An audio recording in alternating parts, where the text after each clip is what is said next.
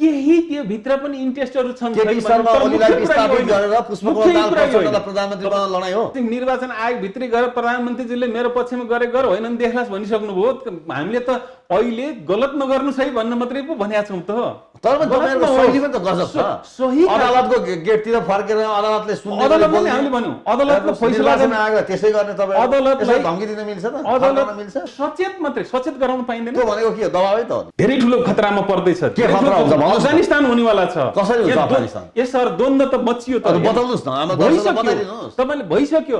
तपाईले अहिले कांग्रेसको कार्यक्रममा बैतडीमा ओली समूहका कार्यकर्ताले आक्रमण गरे भनेर तपाईले द्वन्द्व मच्यो भन्नु हो कि होइन आधार छन् कि भन्नुस् यो द्वन्द्व त हुनेवाला छ। तालिबान जन्मिन्छ अर्को तालिबान निकै ठुलो मतलब चाहिँ विडम्बना हुनेवाला छ। तालिबान जन्मिन्छ मुठभेडमा जन्मिन्छ होइन जन्माइन्छ। मैले भनेको होइन। उहाँले के भन्नुभयो त भन्दाखेरि चाहिँ एमसीसी को 4 अरब रुपैयाँ त खर्च भइसक्यो कहाँबाट तिर्ने भन्नुभएको छ। त्यो कहाँ खर्च भएको छ? क्लियर कट हो। क्लियर कट त्यो कुरा। त्यो किनभने त त्यो लिनी भनेको त उतै जाने हो। निर्वाचन आएको त्यही संकेत आएन। फैसला गर्न सक्दैन भने फैसला गर्ने ठाउँमा किन बस्ने? तपाईलाई दिँदा उता रिसाउने रिसाउने कुरा भएन। रिसाउनु उतै दिनुस् न। तर आज जुन अवस्था आइरहेको छ नि यसले तपाईहरु पत्ता साफ हुन सक्छ नि। होइन एका राख्नु भएको छ। पत्ता साफ त ओलीले प्रश्न भन्नु भएको छ 10 सिट 2टा अङ्कमा जितेर देखाउन् साथीहरुले।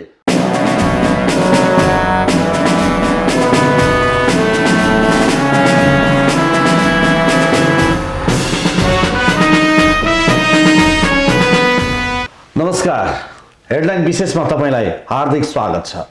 आज नेकपाको कुरा हामीले गर्दै गर्दा माओवादीको त्यो प्रचण्ड पथ कहाँ अल्मलियो, त्यति बेला प्रचण्ड पथका लागि के कस्ता दुःख कष्टहरू भयो, के कस्ता यावत खालका पीडाहरू झेल्नु पर्यो, कति शहादत प्राप्त गरे, कति अङ्गभङ्ग भए, के भए, तर आज उद्देश्य प्राप्ति भएको छैन। वास्तवमा त्यसबेला के कस्ता सङ्घर्षहरू गरिए, बलिदानी गरिए, के कस्ता दुःख कष्टहरू गरिए भन्ने कुरा तपाईँ हामीलाई अब कल्पनाको कुरा भएको छ। तर त्यो त्यस बेलाको यथार्थ अवस्थालाई तपाईँ हामीले बिर्सिनु हुँदैन। त्यस बेलाको अवस्था के हो भनेर समग्रमा यथार्थमा 80-85% मेरो हातमा यो पुस्तक छ। यो पुस्तकको नाम हो दुस्साध्य जनयुद्ध। यो पुस्तकमा जनयुद्धका बेला को 80-85% यथार्थ धरातलमा टेकेर त्यस बेलाका घटनाक्रमलाई यस पुस्तकमा समेटियो, ताकि त्यति बेला के कस्तो अवस्था थियो त्यसको यथार्थ जानकारी चाहिँ आम पाठकलाई होस् भन्ने उद्देश्यका साथ।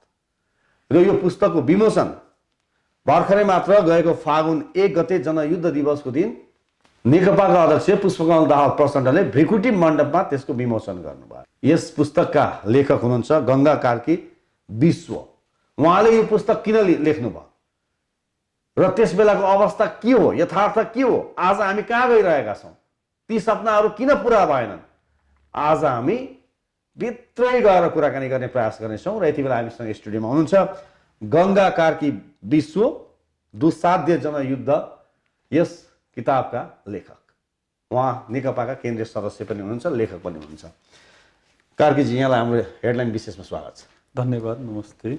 यो बुक तपाईले लेख्नुभयो नि? यो किताब हजुर, मैले पुष्पकमल दाहाल प्रचण्डले विमोचन गर्नु। हजुर, तपाईले यसमा 80-85% चाहिँ त्यस बेला जनयुद्धका समयमा भएका यथार्थ कुरालाई मैले समेटेको छु भन्नुभएको छ। हजुर, 80-85% यथार्थ बढी छ। 90% 90% छ भनेपछि केही प्रतिशत मैले त घटाएँ जस्तो भयो हैन? हजुर, 90% भन्दा बढी छ। जे भएको त्यो ठ्याक्कै यथार्थै छ। यथार्थ छ। यहाँ जे लेखिएको छ, जे लेखिएको छ त्यो यथार्थ छ। भनेपछि तपाईले यो किन लेख्नुभयो त? यो किन चाहियो भन्नुस् त? अब त्यसमा दुईटा कुराहरू छन्। नम्बर 1, यथार्थ छ भन्ने कुरा म त्यो पार्टीको मतलब चाहिँ केन्द्रीय समितिमै स्थायी समितिको सदस्यसम्म भएको मान्छे हो।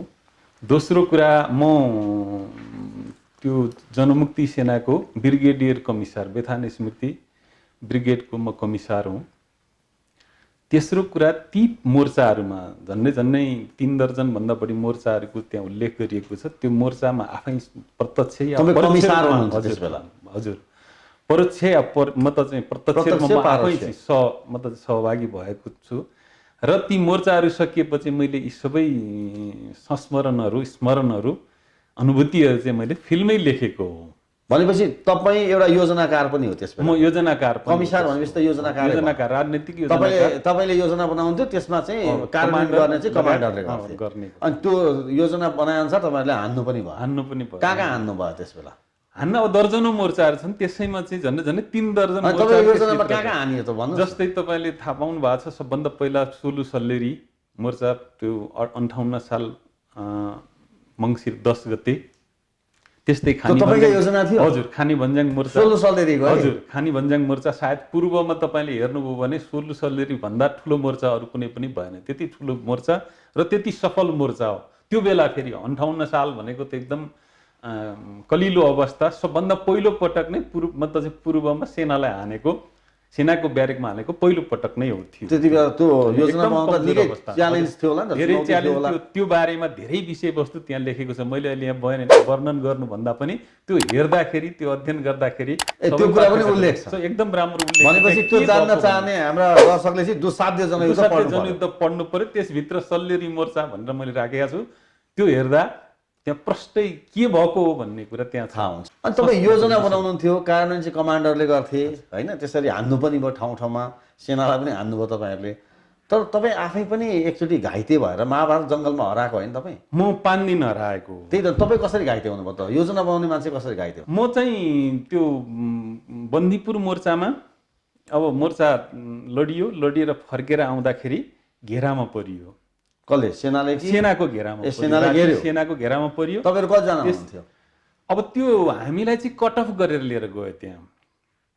हाम्रो त अब त्यहाँ झन्डै 3500 हाराहारीको चाहिँ फोर्स थियो। 3500 फोर्समा हामी चाहिँ अब लडेर हामी आएका, हामीसँग एम्युनेसन कमी, त्यस पछाडि अरू सबै चिज होइन, थकित अवस्था सबै भएको बेलामा जसरी त्यहाँ चाहिँ अब हामीलाई चाहिँ घेरामा पारियो। घेरामा पारिएपछि त्यहाँ कट अफ गरेर हवाई आक्रमण र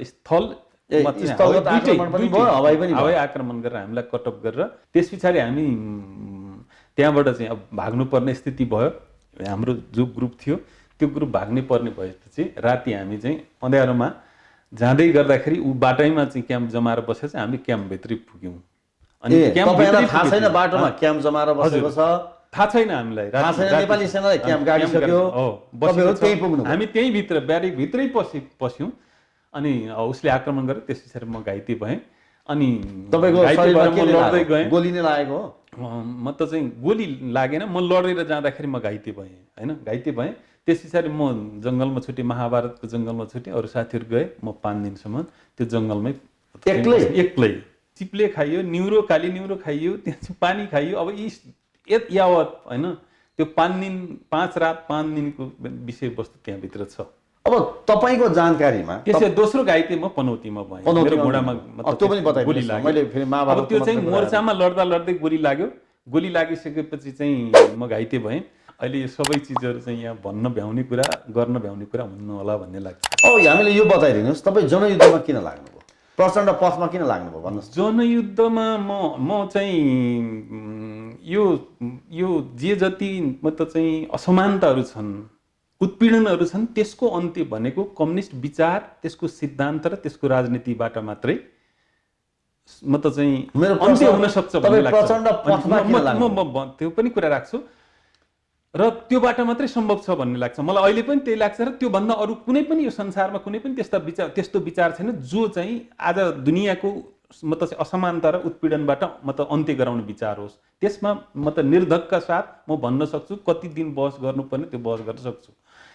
त्यसकै सापेक्षतामा नेपालमा मतलब चाहिँ क्रान्ति भयो। त्यो मलाई के लाग्ने त भन्दाखेरि चाहिँ यो राज्य सत्ता जो अन्यायपूर्ण राज्य सत्ता छ, यो अन्यायपूर्ण राज्य सत्तालाई मतलब चाहिँ न्यायपूर्ण आन्दोलनले मात्र त्यसलाई समाप्त पार्न सकिन्छ भन्ने कुरामा म मतलब चाहिँ अहिले पनि म विश्वस्त छु। र त्यही सन्दर्भमा मतलब चाहिँ आन्दोलन दुई खालका हुन्छन्, एउटा शान्तिपूर्ण हुन्छ, एउटा चाहिँ मतलब चाहिँ एउटा वैधानिक हुन्छ, एउटा अवैधानिक हुन्छ। र अब मतलब चाहिँ त्यो वस्तुगत परिस्थिति अनुसार चाहिँ वैधानिक अवैधानिक कुन बाटो अवलम्बन गर्ने भन्ने कुरा चाहिँ त्यो वस्तुगत समय परिस्थिति अनुसार हुने कुरा हो। त्यसैले नेपालमा अब चाहिँ अरू उपायद्वारा हुन्न र यो राज्य सत्तालाई समाप्त पार्नका निम्ति हामीले हतियार उठाउनै पर्छ भन्ने कुरामा ठेगान गरेर त्यो निर्क्युल गरेर हामी त्यो बाटोतिर लाग्यौँ।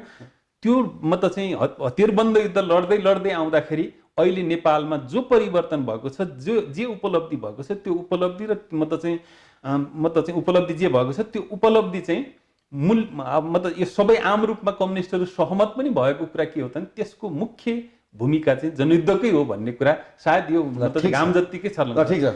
र अब यो सुरुदेखि यो स्तरसम्म ल्याउने त्यसको वैचारिक रूपमा त्यसको राजनीतिक रूपमा त्यसको नीतिगत तपाईलाई लाग्यो कि यावत परिवर्तन गर्नको लागि नीतिगत रूपमा कार्यनीतिक रूपमा यसको चाहिँ नेपालमा नयाँ अभ्यास भयो भन्ने कुराको संश्लेषण गर्दाखेरि हामीले त्यसलाई प्रचण्ड पथ भनेका हौं। तपाईले त्यो पथमा जानुभयो यावत प्रसङ्गले गर्दाखेरि। अब यो बताइदिनुहोस्, जुन बेला प्रचण्ड पथ थियो, जुन बेलाको घटनाक्रमलाई तपाईले आज समेटेर यो दुसाध्य जनयुद्ध किताबमा पनि उल्लेख गर्नुभयो, त्यो समयमा तपाईहरुको साथमा विप्लव थिए, मोहन वैद्य किरण थिए, डाक्टर बाबुराम भट्टराई थिए, यी शीर्षस्थ नेताहरू तपाईहरु एकै ठाउँ हुनुहुन्थ्यो नि। तर आज किन छैनन् भन्नुहोस् त? आज किन भएन? पथ पनि कता हो कता हराए जस्तो। अब यो अभियान हो, यो एउटा अभियान, यो एउटा अभियान हो। यो अभियानमा चाहिँ अब तपाईले अभियानमा आउँदाखेरि कतिपयले शहादत प्राप्त गरे, रगत बगाए, कतिपय घाइते भए, कतिपय बेपत्ता भए। मलाई अलिकति राख्दिनु, बेपत्ता भए, कतिपय भागे, कतिपय छोडे, कतिपय चाहिँ मतलब चाहिँ यो बाटो मतलब चाहिँ यो बाटो चाहिँ गलत हो, अर्को बाटोबाट जानुपर्छ भनेर लागे। तर तपाईले हेर्दै जाने हो भने अहिले जुन बाटो नेकपा र प्रचण्डकै नेतृत्वमा, भलै त्यसमा फेरि अहिले अध्यक्ष कमरेड माधव नेपाल पनि आउनु भएको छ, यो बाटोबाट नै सम्भव छ भन्ने कुरा चाहिँ अहिलेसम्म अगाडि गइराखेको छ। बाटो बिराको होइन, आन्दोलन चाहिँ पुष्पकमल दाहाल प्रचण्डले बाटो बिराउनु भयो कि वैद्यले बिराउनु भयो कि विप्लवले बिराउनु भयो कि डाक्टर बाबुराम भट्टराईले बिराउनु भयो कि कसले बाटो बिराउनु? म यो कुरामा के भन्न चाहन्छु भने कमजोरी भएका छन् हैन। यो बाटो बिरायौं भन्ने म त्यो स्तरमा म पुगेको छैन। त्यो निष्कर्षमा विप्लवले लिए गएको बाटो ठिक छैन, त्यो बाटो पनि ठिक छैन। अहिलेको समय परिस्थिति होइन, त्यो बाटोबाट नि त्यो सम्भव छैन। त्यो बाटोबाट बाटो ठिक छ, त्यो बाटोबाट गएको मतलब डाक्टर भट्टराईको बाटो ठिक छ कि छैन? त्यो पनि छैन, त्यो पनि छैन। त्यो बाटोबाट नै सम्भव भएको भए हामी त्यतै जान्थ्यौं हैन, यता आउँदैन थियौं। र यसको व्याख्या धेरै ठुलो हुन सक्छ। मैले धेरै कुरा नगरौं, यसको व्याख्या विश्लेषण गर्ने भने धेरै ठुलो हुन सक्छ। सायद तपाईको लक्ष्यसँग मतलब हो, लक्ष्य कहाँबाट पुगिन्छ? बाटो कसले बिरायो? अलि लामो समय तपाईले दिनुभयो भने अर्को पटक यसलाई मैले बहस गरौँ। यस छोटो समयमा यतातिर बहसतिर प्रवेश नगरौँ भन्ने लाग्छ। कुरा के हो त भन्दाखेरि आन्दोलन एउटा ठाउँमा पुग्यो, आन्दोलनले एउटा खालको उपलब्धि गर्यो। अब यो उपलब्धिमा टेकेर फेरि बाँकी यसलाई पूर्णता दिन महत्त्वपूर्ण उपलब्धिहरू भएका छन् यो आन्दोलनकै कारणले। अब यो महत्त्वपूर्ण उपलब्धि भएको जगमा टेकेर तपाईले बाँकी कार्यभारहरू, बाँकी यो क्रान्तिलाई पूर्णता दिने कामहरू अब फेरि जान्छ। आन्दोलन क्रान्ति भनेको त निरन्तर प्रक्रिया हो। यो कहिलेसम्म? 2-4 वर्ष। मैले अझ 10 वर्ष त तपाईले जनयुद्ध गर्नुभयो। मैले अझ त्यो 10 वर्ष छैन मेरो अझ तपाईलाई म अझ तपाईलाई मैले भन्न दिउँ, यो त 7 दशक बितिसक्यो। विद्रोह यो पुस्ताले चाहिँ विद्रोह गरेको त 7 पुस्ता, भलै पुस्ता अलिअलि संविधान सभाको निर्वाचन भयो, के भयो खै त तपाईले 6 सालदेखि कति वर्ष वेट गर्ने भन्नुस् त कार्यजी? किन प्राप्त भएन? 6 सालदेखि अहिले हेर्नु भने 70 वर्ष हैन, 7 वर्ष मैले माने त तपाईकै कुरा माने। हाम्रो कहिलेसम्म हामीले वेट गर्नु पर्ने आम नेपाली नागरिकले? मलाई नि यही लागिरहेछ हाम्रो पुस्ता चाहिँ त्यही त कसले बाटो बिराएर यहाँ समस्या भयो भन्नुस्? बाटो बिराको छैन, बाटो नबिराको हामी भएका छन्, कमजोरी भएका छन्। सुन्नुस् न, हामीलाई कुनै ठाउँमा गन्तव्यमा जानु छ र सही बाटोमा हिँड्यो भने के हुन्छ? चाँडो हामी गन्तव्यमा पुगिन्छ। त्यो जब हामी बाटो बिराउँछौँ गन्तव्यमा पुग्दैनौँ। मेरो कुरा के छ? आजको दिनमा बाटो कसले बिरायो? मेरो कुरा अहिलेको बाटो के हो? अहिलेको बाटो क्रान्तिले त्यहाँसम्म ल्यायो। उता हामी चाहिँ सशस्त्र युद्धबाटै जाने हुँदाखेरि के भयो त भन्दाखेरि पेरुमा के भयो हामीले त्यो हेऱ्यौँ, श्रीलङ्कामा के भयो त्यो हामीले हेऱ्यौँ, भारतमा मतलब के भयो हामीले हेऱ्यौँ, बर्मामा के भयो त्यहाँ हामीले हेऱ्यौँ। युद्धबाटै जाँदाखेरि युद्ध त जितिएको भोलिपल्ट यहाँ हारिने खतराहरू देख्छ। अनि एक ठाउँमा कस्तो बस्न नसकेको? अहिले नेकपामा हेर्नुस् त, तपाईँ नेकपाको केन्द्रीय सदस्य हो नि। मलाई अलिकति केपी शर्मा ओली र पुष्पकमल दाहाल प्रचण्ड एक ठाउँमा बस्न सक्नु भएन? मलाई यो कुरा अलिकति भन्न दिनु कि मतलब चाहिँ त्यो बाटोबाट जाँदाखेरि हामी मतलब चाहिँ जित्ने कुरा गाह्रो छ, जितेपछि पनि त्यो उपलब्धि मतलब रक्षा गर्न टिकाउन गाह्रो हुन्छ भन्ने कारणले हामी यहाँ आयौँ। अब अहिले गर्ने कुरा के हो त? यहाँ आइसकेपछि राजतन्त्रको अन्त्य भयो, गणतन्त्रको स्थापना भयो, धर्मनिरपेक्षता, समानुपातिक समावेशता लगायत सबै भयो। केपी शर्मा ओली र पुष्पकमल दाहाल प्रचण्ड मिल्न सक्नु भएन अहिले आजको दिनमा। होइन, यो मिल्न नसक्ने कुराको अलि अर्कै छ। मलाई यो अलिकति मात्र भन्न दिनुहोस्, यहाँ भयो, भइसकेपछि अहिले गर्ने पर्ने के हो त भन्दाखेरि चाहिँ एकदम राम्रो भएको थियो। कम्युनिस्टहरूले नेतृत्वमा 2/3 बहुमतको सरकार आयो। यो सरकारले के गर्ने उद्देश्यका साथ आएको त भन्दाखेरि ठुला ठुला क्रान्तिकारी परिवर्तन गर्न, आर्थिक समृद्धि र विकास भनेर घोषणा पत्रले मैले तपाईँलाई भन्छु, ठुला ठुला मतलब चाहिँ क्रान्तिकारी परिवर्तन गर्नका निम्ति, शान्तिपूर्ण ढङ्गले क्रान्तिकारी परिवर्तन, त्यो आर्थिक समृद्धि, सबै सामाजिक विकास, मतलब चाहिँ सामाजिक न्याय सबै गर्नका निम्ति आएको थियो। त्यसो भनेको के हो त भन्दाखेरि उज्यालो नेपाल जस्ता, वृद्ध भत्ता जस्ता महत्त्वपूर्ण मतलब चाहिँ सुधारहरू, क्रान्तिकारी सुधार गर्नका निम्ति हामी आएका थियौँ। तर सरकार के भयो, बन्यो, 2/3 बहुमतको सरकार बन्यो, तर यो यता गएन, यता जाने संकेत देखेन। त्यस पछाडि गडबडी आयो। नबुझेको कुरा नि काका, त्यस पछाडि गडबडी आयो। रामबहादुर थापा बादललाई ओलीले जे गर्नुभयो त्यही ठिक लाग्ने, टोपबहादुर रायमाझीलाई ओलीले जे गर्नुभयो त्यो ठिक लाग्ने। हेर्नुहोस् है, यहाँ कस्तो अचम्म। हामीलाई हेर्नुहोस् त यस्तो बिलकबन्दमा पारिएको छ आम नागरिकलाई। मणि थापालाई म एउटा कुरा ठिक लाग्ने, तपाईँहरूलाई प्रचण्ड ठिक लाग्ने। अब हामीले सधैँ यही नियति भोग्नु पर्ने? म एउटा कुरा हजुरलाई भन्नुहोस् त, यो समाज रामबहादुर थापा जस्तो व्यक्तिले आज ओली ठिक भनेर बस्नु भएको छ कि छैन? यो समाजमा चोर्ने विचार छ, चोर्ने कुरा ठिक लाग्ने पनि मान्छेहरू छन्, चोर्न बेठिक लाग्ने पनि मान्छेहरू छन् नि, मान्छे त छन् त हैन। त्यसैले यो पोलिटिक्समा पनि के हुन्छ त भन्दाखेरि यो ठिक लाग्ने बेठिक लाग्ने भइरहन्छन्, शत्रु मित्र भइराख्छन्, अनि बुझाइमा अन्तरहरू भइराख्छन्। आज जे कुरा बुझ्यो भोलि पनि त्यही कुरा बुझ्छ मान्छेले भन्ने छैन। किन अन्तर हुन्छन्? अब पदका लागि हुन्छन् कि पैसाको लागि हुन्छन् कि शक्तिको लागि हुन्छन् कि? पद प्रतिष्ठा मतलब चाहिँ यसका निम्ति पनि छ हैन। तर अहिले जे भइराखेको छ नि, मतलब चाहिँ यो जे स्थिति देखिराखेको छ, जे स्थिति हामीले भोगिरहेका छौँ, यो पद प्रतिष्ठासँग मात्रै गिराएर नहेरौँ भन्छु मैले। अलिअलि छ यो भित्र पनि, यसको पनि विषयवस्तु छ, तर यसमा मात्रै गिराएर नहेरौँ। अहिले जे भए पनि, जतिसुकै शत्रु मित्र आरोप प्रत्यारोप गरे पनि, अहिले ओली मतलब प्रधानमन्त्री ओलीले जे कदम चाल्नुभयो त्यो प्रतिगमनको कदम हो। तपाईँ प्रतिगमनको मतलब चाहिँ हो, किनभने तपाईँ कतैबाट पनि पाउनुहुन्न नि। त्यो मतलब चाहिँ संसद विघटन गर्ने चाहिँ अधिकार नभएको अधिकार प्रयोग गर्नुभएको छ, मतलब राजनीतिक नियुक्ति चाहिँ मतलब चाहिँ नभएको अधिकार प्रयोग गर्नुभएको छ। तपाईले कामै गर्न दिनु भएन अनि? होइन, तपाईँ त प्रधानमन्त्रीको भनाइ सुनिराख्नु भएको छ नि, उपलब्धिको चाहिँ तपाईँले बोक्न नसक्ने 44 पृष्ठ लामो उहाँले आफ्नो 3 वर्ष कार्यकालमा उहाँले त एउटा 44 पृष्ठ पढ्नुभयो तपाईँले? मैले के भन्छु, उहाँले काम गरेको फेरिस्ता सुन्नु भएको छ नि, त्यो फेरिस्ता सुन्नुभयो भने 100 ट्रक चाहिँ मतलब चाहिँ उसमा हाल्यो भने उहाँको फेरिस्ता त्यो चाहिँ मतलब चाहिँ के अरे भारी के अरे बढी हुन्छ होला। उहाँले एकातिर त्यसो भनिराख्नु भएको छ, अर्कोतिर कामै गर्न दिएन भनिरहेको छ। यो मिल्छ? नदिँदै पनि मैले आज यति काम गरेँ, दिएको भए त 46-47 अनि फेरि त्यो दिएको भए प्रधानमन्त्री म यो भन्छु, यो दिएको भए अहिले तपाईँले हेर्नुहुन्छ भने 90% भन्दा मतलब चाहिँ बढी जनताहरू, नागरिक समाज, मतलब राजनीतिक पार्टी, सङ्घ संस्थाहरू होइन, मतलब चाहिँ न्यायाधीशहरू, वकिलहरू, विद्वानहरू, जनताहरू एकातिर होइन, केपी ओली र अब भक्तपुरको एकजना राजा हाम्रो चाहिँ नारायणमान बिजुक्छ एकातिर, त्योभन्दा बाहेक त छैन। त्यो गरेको भए त्यत्रो मान्छेहरू किन अपोजिट जान्छन्? तर काहीँ न काहीँ हिजो त तपाईँ हामीलाई थाहा छ नि, त्यो के अरे चाहिँ उज्यालो नेपाल ल्याउँदाखेरि त कुलमान जिन्दाबाद, जनार्दन जिन्दाबाद भनेकै लोड सेडिङ पनि प्रधानमन्त्री ओलीले भन्नु भएको छ, मैले नै गर्दाखेरि हटाएको भन्नु। उहाँले गर्दा हटाएको हो, तर हटाएको चाहिँ के हो भन्दाखेरि लोड सेडिङ हटाएको होइन, के लोड सेडिङ गर्ने मान्छे हटाएको के भन्छ? उहाँले त्यस्तो भन्नुभयो नि त।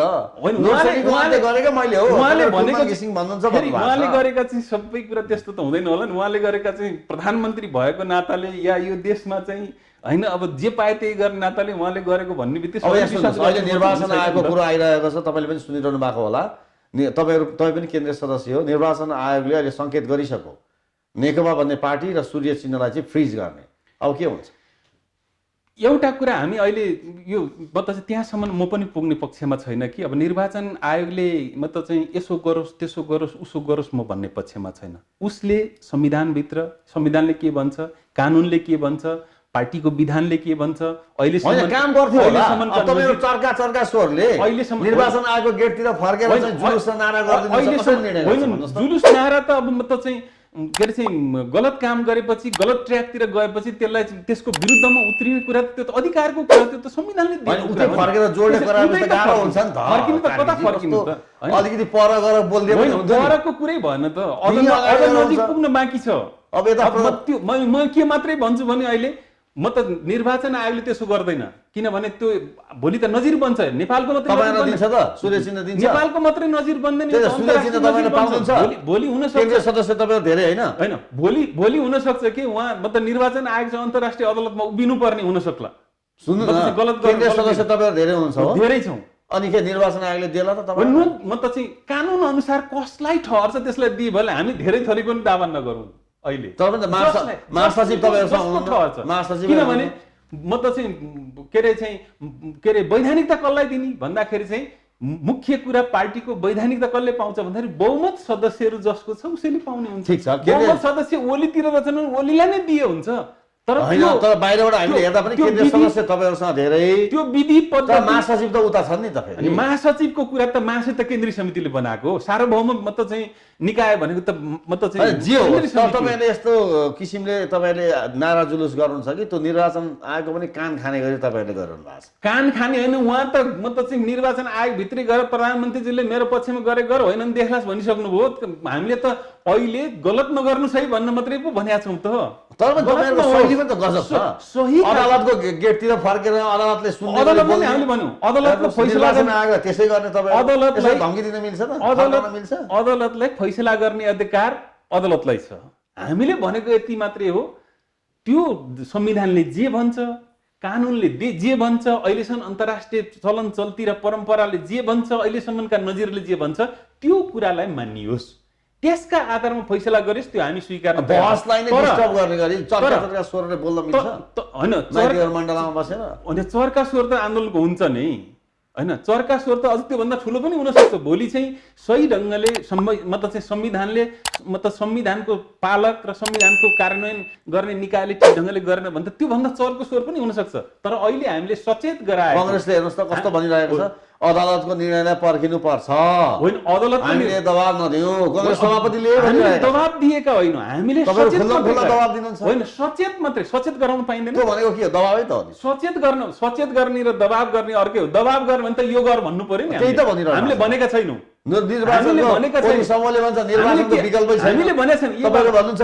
संसद पुनर्स्थापनाको विकल्पै छैन हामीले के भनिरहेका छौँ भन्दाखेरि उसमा त निर्वाचनमा जाने हो भोलि निर्वाचन हुने भयो निर्वाचनमा यो मतलब चाहिँ संविधान ट्र्याकमा आउँछ यो जे उल्लङ्घन जे कुराहरू उल्लङ्घन भएका छन् त्यो ट्र्याकमा आउँछ नि चुनावमा जाने किन आउँछ कि आउँदैन मैले त्यो प्रश्न गरेँ तपाईलाई यदि त्यो नआइकन दुईटामा एउटा निर्णय त गर्छ अदालतले त्यो त निर्वाचन हुने भने तपाईहरु जानुहुन्छ त्यो अवैधानिक चुनावमा हामी जान सक्दैनौँ प्रश्न कुरा अनि त्यो त दबाब भएन त वैधानिक दबाब हो संसद पुनर्स्थापना अदालतले गरेन भने हामी निर्वाचनमा जाँदैनौँ भन्नु मैले यो कुरा भन्दैन अदालतले सही गर्छ अदालतले न्यायोचित मतलब चाहिँ जे गर्नुपर्ने संविधानभित्र कानुनभित्र बसेर त्यसको मतलब चाहिँ परिपालना गर्दै मतलब निर्णय गर्छ त्यसमा मेरो कांग्रेसले स्पष्ट भन्नु नि तर संसद पुनर्स्थापना भए पनि हामी तयार तर निर्वाचन भए पनि तयार भन्नु नि होइन जसपाले पनि त्यही भनेको छ हैन होइन त्यो गलत हुनेवाला छ त म एउटा कुरा मात्रै भन्नु म सिरियस कुरा भन्नु तपाईलाई यदि यो संविधान ट्र्याकमा आएन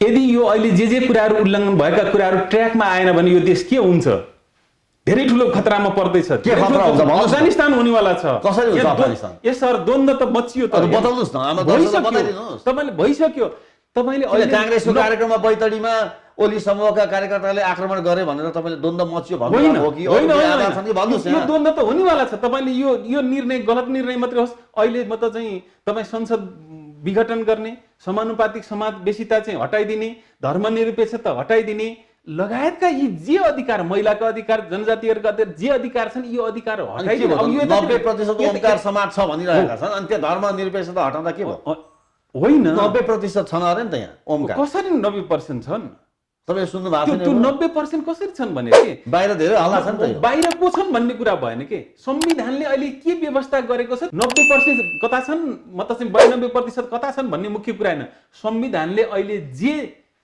म्यान्डेट दिएको छ, त्यो म्यान्डेटमा सबै बसेर संविधानलाई सबैले मानेर जानु पर्यो। संविधानमाथि कोही पनि छैन हैन। अहिले सिरी 6 कोही पनि भनेपछि छैन। प्रचण्ड मानव समूह तपाईहरु जानु न निर्वाचनमा यदि त्यो खालको होइन, निर्णय भयो। यो म त चाहिँ यो कुरा नसचिन्जेलसम्म म त चुनावमा जाने कुरा हुँदैन। त्यो अवैधानिक चुनाव, त्यो नहुने चुनाव एनी हाउ संसद होइन। संविधानले कहाँ दिएको छ? संविधानले चाहिँ के भनेको छ? त्यो त कानुन व्यवस्थाले बहस गरिरहेका छन्। 76 को 1 हो कि 2 हो कि 76 धाराको 1 देखि 10 सम्म के हो, 85 के हो, यो त अहिले बहसको विषय चलेको छ। सामान्य कुरो थाहा छँदैछ। सरकार बनेको 2 वर्षसम्म अविश्वासको प्रस्ताव लान नपाउने, अविश्वासको प्रस्ताव लगिसकेपछि फेरि 1 वर्ष लान नपाउने, यी त सबै छन् त। अनि 5 वर्ष चाहिँ 5 वर्ष चाहिँ यसको कार्य अवधि रहने, अनि 5 वर्ष भने अझ चाहिँ मिति नै तोक्न, यति दिनभित्र यति वर्षभित्र मिति नै तोक्न लागि अहिले पदको लडाई हो कि हैन? प्रधानमन्त्री को बन्ने भन्ने लडाई हो कि? म यति मात्रै भन्छु, केही त्यो भित्र पनि इन्ट्रेस्टहरु छन्। केपी शर्मा ओलीलाई विस्थापित गरेर पुष्पकमल दाहाल प्रचण्डलाई प्रधानमन्त्री बनाउन लडाई हो। तपाई एउटा कुरा के मान्नुस् भने मुख्य कुरा यो होइन है। केपी ओलीको बुझाइ त त्यस्तै देखियो नि त। मुख्य कुरा चाहिँ के हो त, यो प्रतिगमन हुँदैछ। प्रतिगमनतिर यो जे ओलीले जे मतलब चाहिँ कार्य गरिराख्नु भएको छ, जे कदम चालिराख्नु भएको छ, यो असंवैधानिक भएको छ। यो चाहिँ मतलब चाहिँ के अरे चाहिँ जनविरोधी भएको छ। यो चिज चाहिँ गलत, यो दिशातिर गइरहेछ। यसलाई सच्याउने कुरा चाहिँ मुख्य कुरा हो। केही पद प्रतिष्ठा लोभ मतलब लालच पनि होला, किनभने तपाईले देखिराख्नु छ। तपाई हेर्नु नि, एउटा कुरा हामीले आश्चर्य लागेको कुरा, जब केपी शर्मा ओलीमा यो खालको समस्या देखियो, भ्रष्टाचारका कुराहरू पनि धेरै आए, अहिले स्वयं तपाईहरुकै साथीहरु पनि बोलिरहनु भएको छ, अनि त्यसबेला चाहिँ तपाईहरु एकदम मुखमा चुप्प लागेर चाहिँ किन बस्या त्यसबेला भन्नुस् त? होइन, यो त काम त्यति बेला तपाईले केही नबोल्ने होइन, काम गर्न दिनु पर्यो नि। भर्खर चुनाव भएको छ। अहिले जब केपी शर्मा ओलीले भित्तामा पुर्याउन लाग्नुभयो भनेर प्रचण्डले बोल्न थाल्नुभयो। होइन, बोल्यौँ जब एउटा परिस्थिति आयो नि तपाईहरु बोल्नुहुन्छ। त्यो बेला पनि बोल्यौँ हैन। म त चाहिँ तपाईले हेर्नु भने कहाँ बोल्नु? यति होल्डिङ्सको विषय बोल्नुभयो तपाईहरु? बोलियो कहाँ बोल्नु? खै सुन्दा कसैले नसुन्ने गरी बोलेर हुन्छ? मिडियामा बोल्नु पर्यो कि सबैले थाहा पाउनु पर्यो? दुईटा कुरा। यति होल्डिङ्समा बोल्नुभयो? त्यहाँ दुईटा कुरा हुन्छ। सुनकाण्डमा बोल्नुभयो? बोल्या छ त्यहाँ। गोकुल बास्कोटाको 70 करोडको डिलमा बोल्नुभयो? तपाईले मैले यो भन्दा अगाडि चाहिँ म त चाहिँ हैन प्राइम टिममा दिएको मतलब अन्तर्वार्तामा त्यहाँ बोलेकै छ। बोलेकै छ त्यहाँ। कार्कीजीले स्पष्ट भन्दैछ है। थुप्रैले बोलेका छन्। छैन भने भित्र त त्यहाँ मतलब चाहिँ कसरी बोलेका छन्। कतिपय कुरा के हुन्छ त भन्दाखेरि भित्रै मिलुन्जेल छन्, भित्रै दुधको साँची बिरालो भन्छ क्या, तपाईहरु साँची बस्दिनु भयो? होइन, साँची होइन। तर यति बेला कुरो नमिलेपछि एकदमै छताछुल्लो भएर आइरहेको छ। साँची होइन, त्यो यथार्थ भित्र बोले। यी कुरा नभएपछि जे काम गर्छु भनेर सरकार आएको थियो, ती काम नभएपछि नि यो समस्या आयो। नत्र त मतलब चाहिँ यो समस्या आउने थिएन नि त। समस्या त अन्ततिर जाने थियो नि त। मतलब बाटो त अर्कोतिर जाने थियो नि त। अब तपाईहरु चाहिँ नातावाद कृपावादमा चाहिँ विश्वास गर्ने, आफ्ना नाता गोताका मान्छेहरूलाई मात्रै मन्त्री बनाउन खोज्ने भनेर त्यत्रो केपी ओलीले आरोप लगाउनु भयो। छन् अलिअलि त्यस्ता समस्याहरू छन्, तर मुख्य कुरा त्यो होइन। आज एउटा मन्त्रीको कुरा होइन, एउटा मतलब सिद्धान्तको लडाई नै होइन भन्ने पनि कतिपय साथी होइन। यो अन्तत सिद्धान्तकै लडाई हो, विचारकै लडाई हो हैन। उहाँ कम्युनिस्ट हो कि होइन भन्ने नै लडाई हो। अझ प्रधानमन्त्री अर्थात् केपी ओली चाहिँ कम्युनिस्ट पार्टीका नेता कम्युनिस्ट चाहिँ को त? नेपालमा वास्तविक सच्चा कम्युनिस्ट को? यो सच्चा कम्युनिस्ट चाहिँ एकपटक लेभल लाएर एकपटक परीक्षा दिएर हुने कुरा होइन रहेछ कि सर। को त? यो चाहिँ अब परीक्षा दिँदै जाने सच्चा कम्युनिस्ट कि मोहन वैद्य कि केपी ओली कि माधव नेपाल कि झलनाथ खनाल कि को सच्चा कम्युनिस्ट? परीक्षा त्यो चाहिँ पार्टी नै हुन्छ, व्यक्तिसँग मात्रै केन्द्रित गरेर हुने कुरा भएन। त्यो पार्टी चाहिँ कुन क्रान्तिकारी पार्टी हो, कसले जनताको हितमा गर्छ, कसले तपाईको नजरमा अहिले सच्चा पार्टी कुन? कम्युनिस्ट पार्टी होइन। त्यसमा त हामी म जहाँनेरि छु मैले दाबी गर्ने त त्यही हुन्छ। म जहाँ छु त्यही नै हो। त्यो नै सच्चा कम्युनिस्ट हो। तपाईहरुको मुहार फेरिएको छैन? समस्या छ कार्कीजी, मुहार फेरिएको छैन? यो समस्या रहित छैन। कम्युनिस्टको मुहार फेरिएको छैन? एकदम समस्या छातीमा हात राखेर फेरिएको छ। मैले भनेकै छु त्यो कुरा। मुहार फेरियो कि फेरिएन? समस्या सही मतलब रहित होइन। मैले भने यो कम्युनिस्ट पार्टी समस्या रहित होइन, समस्या सहित छ। समस्या जति हुनुपर्ने त्यो भन्दा बढी छ। हामीले यो कुरा मैले यो मतलब चाहिँ बारम्बार जहाँ गए पनि मैले उठाइराखेको छु। सायद तपाईले मैले लेखेका स्ट्याटसहरु हेर्नुभयो भने मैले यी विषयवस्तु उठाइराखेको छु धेरै समयदेखि। मुलुक अब अफगानिस्तान हुनेतर्फ उन्मुख भयो हो। यो कुरा सचिएन भने त्यता जान्छ। यो तालिबान जन्मिन्छ, अर्को तालिबान निकै ठुलो मतलब चाहिँ विडम्बना हुन्छ। तालिबान जन्मिन्छ, मुठभेडमा जन्मिन्छ होइन, जन्माइन्छ। जन्माइन्छ तालिबान जन्मिने होइन, जन्माइन्छ नि। हाम्रो आफ्नो प्रोसेस अनुसार जाने भयो भने एउटा कुरा भयो। यहाँ त मतलब चाहिँ सबै नाटक हैन, सबै चाहिँ देखिहाल्नु भयो नि। जे पायो त्यही मनलाग्दी गर्दै जाने हो भने होस्, नेपालमा मनलाग्दी होस्। इङ्गित चाहिँ एमसीसी मा हो, मिलेनियम च्यालेन्ज कर्पोरेसनमा। अब ऊ पनि यहाँ संलग्न छ। त्यो सम्भावना छ। दक्षिण पश्चिम सबैको अहिले चाहिँ यहाँ खेल छ, अहिले सुपर पावरको खेल छ। अनि एमसीसी कसले पास गर्छ उसो बताइदिनुहोस् तपाईँको विचारमा। एमसीसी पास कसले कसले गर्छ भनेर मैले अहिले भनिराख्नु यो धेरै पुरानो कुरा भइसक्यो। हाम्रै कसले? नेपाली कांग्रेसले, हाम्रै अध्यक्ष केपी शर्मा ओली, हाम्रै अध्यक्ष प्रधानमन्त्री केपी शर्मा ओलीले त्यत्रो चाहिँ केन्द्रीय समिति राष्ट्रिय सभामा बसेको केन्द्रीय समितिमा उहाँले प्रस्ताव लगेर त्यहाँ पास गराउन खोज्नुभयो। अनि त्यहाँ विषयवस्तु उठ्यो, त्यसले झलनाथ खनालको नेतृत्वमा चाहिँ अध्ययन समिति बन्यो र उहाँले त्यहाँ म कुरा भनौँ त्यो केन्द्रीय समितिको मिटिङमा पार्टी अध्यक्ष तथा प्रधानमन्त्रीले उत्तर दिएको चाहिँ त्यसको स्पष्टीकरण दिएको कुरा तपाईँले सुन्नुहुन्छ भने उहाँले दुईटा कुरा त्यहाँ भन्नुभयो। नम्बर 1, एमसीसी को अवधि चाहिँ म्याद भनेको 17 दिन मात्रै छ, 17 दिन पछाडि एमसीसी फिर्ता जाँदैछ भन्नुभयो। दोस्रो कुरो मैले भनेको होइन, उहाँले के भन्नुभयो त भन्दाखेरि चाहिँ एमसीसी को 4 अरब रुपियाँ त खर्च भइसक्यो, कहाँबाट तिर्ने भन्नुभएको छ। त्यो कहाँ खर्च भएको छ? कहिले फिर्ता गयो? संसदै छैन, कसरी पास हुन्छ? एमसीसी को त चाहिँ अहिलेसम्म चलिराखेकै छ। एमसीसी अहिले संसदमै छैन, कसरी पास हुन्छ? अब यो अर्को ढङ्गले पास हुन्छ के? अर्को ढङ्गले लागू हुन्छ। क्याबिनेटले गर्छ, क्याबिनेटले पनि गर्ला, तर मान्दैन उनीहरूले। उनीहरूले संसदबाटै पास गर्नुपर्छ। एउटा कुरा तपाईँले बुझिराख्नु होला हैन। यी चाहिँ एमसीसीले गर्न खोजेको कुरा के हो त भन्दा सबैलाई पञ्चछाप हानेर अनि ऊ आउन खोजेको। पञ्चछाप हान्ने नभएपछि अनि यो स्थिति आएको। तपाईको बुझाइमा एमसीसी पास गर्नको लागि आज यत्रो ग्रान्ड डिजाइन भइरहेको छ। यो पनि छ यहाँ भित्र, त्यो खेल यो मात्रै छ भन्ने यो पनि छ। र प्रधानमन्त्री केपी शर्मा ओली त्यो लाइनमा लाग्नु भएको छ। त्यो त स्वत सिद्ध कुरा छ नि सर। मैले भनेको नि उहाँले नै विपक्षमा हुनुहुन्छ। त्यो केन्द्रीय समितिको मिटिङमा अझ भिन्न पुष्पकमल दाहाल पनि विपक्षमा हो, तपाईँ मात्र भएर हुन्छ विपक्षमा? उहाँले त बोलिराख्नै भएको छ नि, तपाईँ हामी सबैले सुनिराख्नु। यहाँ त नेताहरूको टुङ्गो हुन्न क्या, एउटा बोलिदिन्छन् अरू गरिदिन्छन्। एउटा कुरा तपाईँ के भन्नुहोस् न, यदि एमसीसी को बारेमा सबै सर्वसम्मत भएको त पास भइहाल्थ्यो नि। त्यही चाहिँ सर्वसम्मत नभएर नै पुष्पकमल दाहाल प्रचण्डले रोक्नु भयो। त्यति बेला पनि सबैले चाहिँ यो गलत हो भन्ने कुरा जसले लागेको थियो ती सबैले, त्यो कांग्रेस भित्रका पनि यो गलत भयो भन्ने गलत छ भन्ने कुरा लागेको छ चाहिँ हैन। अब के अरे नेकपा भित्र पनि यो गलत हो, यसले त्यसलाई देशको भलो गर्दैन भन्ने लाग्नेहरू त्यहाँ सबै ठाउँमा छ। अब हामीले यो बताइदिनुहोस् त, अब यो चर्का स्वरको तह कहाँसम्म लानुहुन्छ? यो नसचिउन्जेलसम्म जान्छ।